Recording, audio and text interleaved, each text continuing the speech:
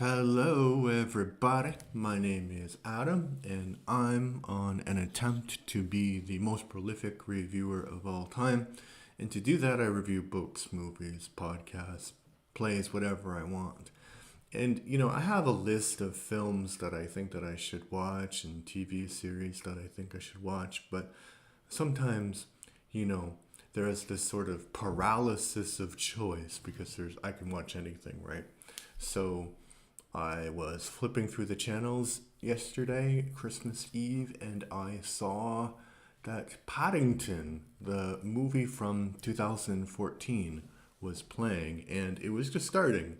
So I sat down and I watched it, and I have to say, the first part of the movie, this is going to sound corny or trite, but it's one of those experiences that makes you really glad that you're alive, or made me glad that I'm still alive and I can experience something like this because it was just so funny and wonderful and full of joy.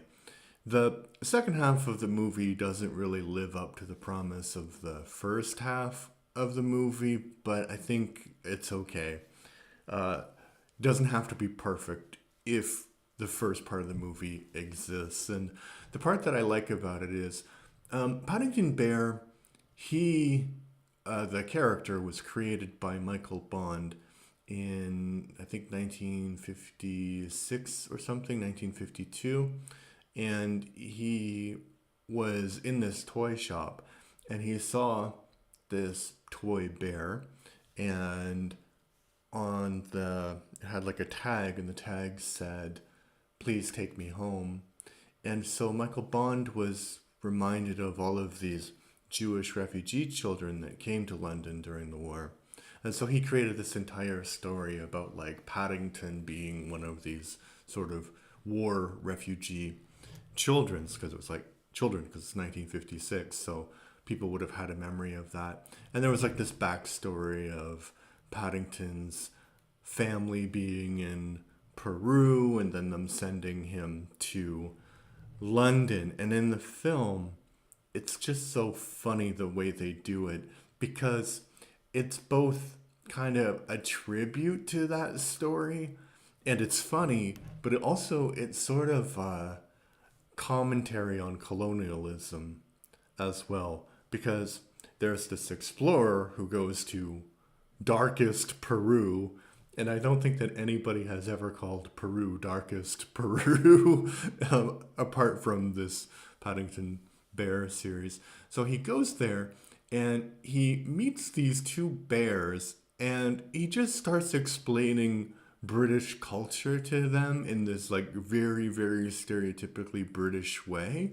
So because they're intelligent bears, they start talking and they have their own language, but they start speaking English and they start like imitating all of these things that he's said about British culture. And they live in this Peruvian jungle, so it's kind of like their interpretation of British culture. So it's kind of like a cargo cult.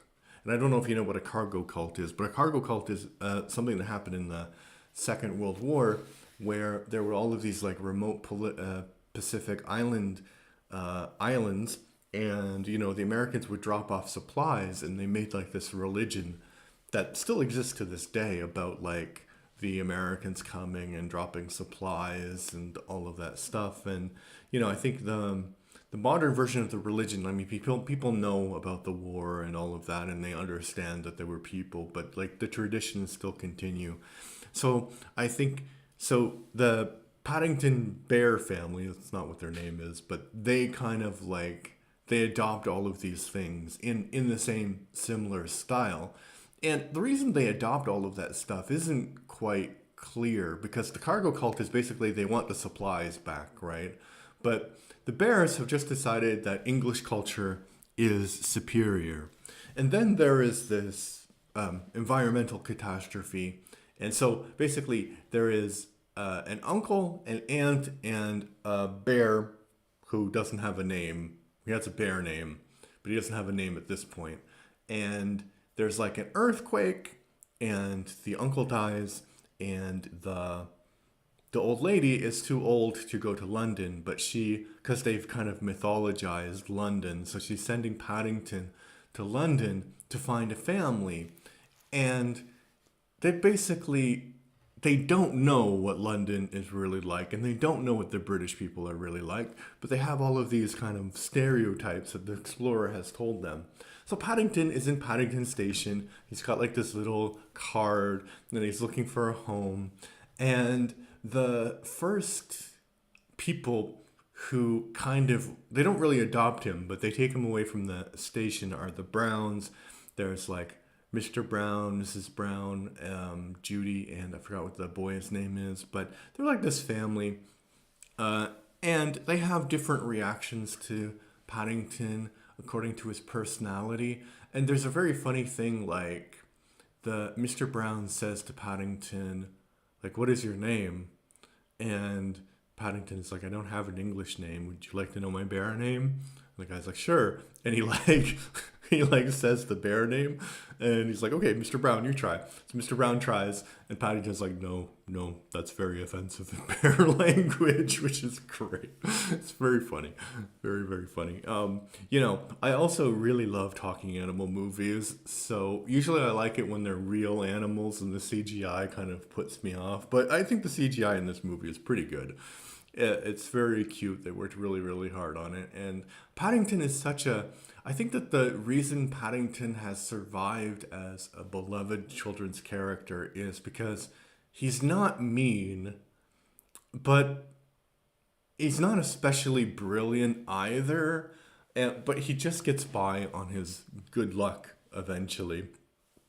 There's a scene where he wants to return this guy's wallet, and the guy ends up being a pickpocket, and Paddington's the hero in that. So he has a lot of adventures like that, which children really love, because I think that children know that the world is not that the logic of the world is not the logic of stories.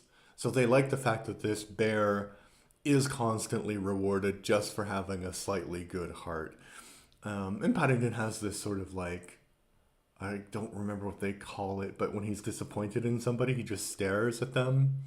And, he's a bear, so a bear staring at you is a bit uncomfortable. So he gets his way doing that. So and the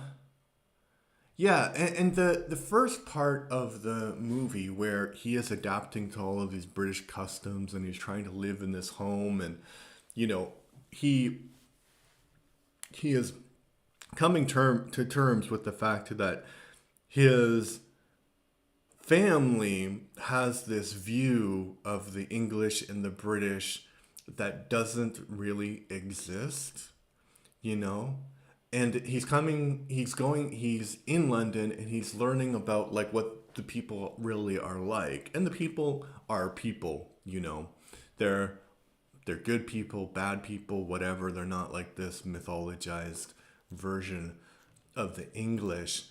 And I think that says a lot about how we perceive certain people in certain locations. And I was thinking about that when I was watching the movie, because there are the scenes of the Tower and London Eye and all of these like beautiful scenes in London.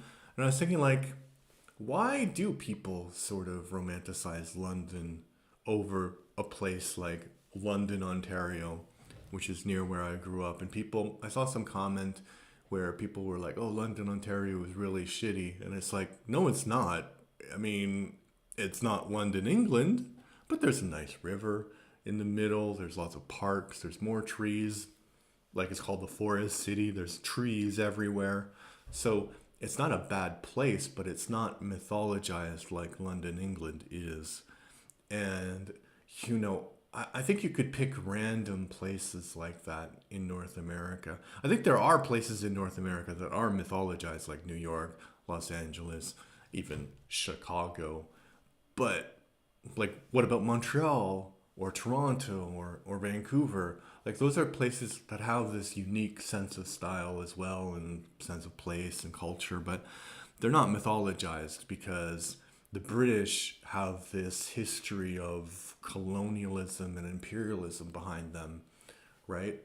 So it makes London like the capital of feel sometimes like the capital of the world, even though probably it's New York or Beijing now. So I think it's a very, I mean, the movie doesn't make that comment directly, but I think it's a very subtle critique of sort of colonialism. Very, very subtle, but at its heart, it's just a very funny first half of the movie about this bear that has like a completely different interpretation of London culture because that's what he was taught. So it makes a lot of sense. The next part of the movie doesn't really work, but I'm going to tell you why in a moment. But I didn't tell you who the movie was starring. So it's directed by Paul King, and it stars Hugh Bonneville as the Paddington, and Sally Hawkins, Julie Waters, and Jim Broadbent, and eventually Nicole Kidman. And Nicole Kidman, not her acting per se, I think her acting is adequate, but Nicole Kidman is the reason the movie doesn't work as a movie. But the first part, as I said, brilliant, but the second part, it kind of falls apart. And the reason it falls apart is because they have this plot where the explorer who goes to Peru, nobody believes him about these intelligent bears, and the reason they don't believe him is because he doesn't have any taxidermied samples of these bears. So if they had a taxidermied sample of a bear, which I don't know why they would believe him then, because it's just a dead bear, doesn't mean that the bear is intelligent. So, but anyway, the explorer lost all of his like recognition, and he gets kicked out of this club, and his daughter wants revenge. So I guess as part of her plan to get revenge, she becomes a taxidermist, and she wants to kidnap Paddington, which is very convoluted revenge plan. Because as far as she knows, these bears live in Peru, right? And she is looking for the bear in London, right? Like, why? I mean, she's not even looking for the bear. She just happens to hear about the bear, and she's like, yes, I'll get my revenge now. So the revenge plot doesn't make a lot of sense, and the whole thing where she is like sort of this spy, and she's trying to like kidnap him, and Paddington gets blamed for the hole in the roof, and then they have this confrontation on the roof of some other building, and Paddington, climbs through this like shaft, which is like garbage shaft that they burn or something. I don't know. I don't think it works very well. And the reason it doesn't work very well is because it detracts from the setup in the beginning of the film. So the setup in the beginning of the film is just this sort of fish out of water tale. And I think that you could have just focused on that the producers of the movie, the writers of the movie, could have just focused on that tale. And they could have just been like, okay, we need to learn that Paddington has a good heart and he makes mistakes, but it's okay to make mistakes. And at the end of the movie, the Mr. Brown maybe learns to accept Paddington, and that's the end of the movie, right? But you have this sort of stupid spy plot, which kind of doesn't add anything to the movie and kind of derails the whole thing, because basically Paddington tells us that he gets to know the children and the wife and the husband, but you don't actually see him. I mean, you see like a shot and a line for each character. So that's not really development. That's just like, hey, here, I'm telling you, they are developed now, these characters, and then we can move on to the caper plot, which is not good. But I really enjoyed the first part of the movie. What did you think about it? If you've seen Paddington from 2014, let me know in the comments if you liked this adaptation of it, if you liked other adaptations of the character. Do you like the character of Paddington Bear? What do you think is the best children's character that you know in media? All right, if you like what I do, if you like my reviews, please subscribe. I'm looking for 200 subscribers by the end of January, and I think we have 189. So I think it's completely possible to do. And if you're following me, if you're listening on Spotify, because this is also an audio podcast, please follow me. Yeah. All right. Talk to you later. Bye bye.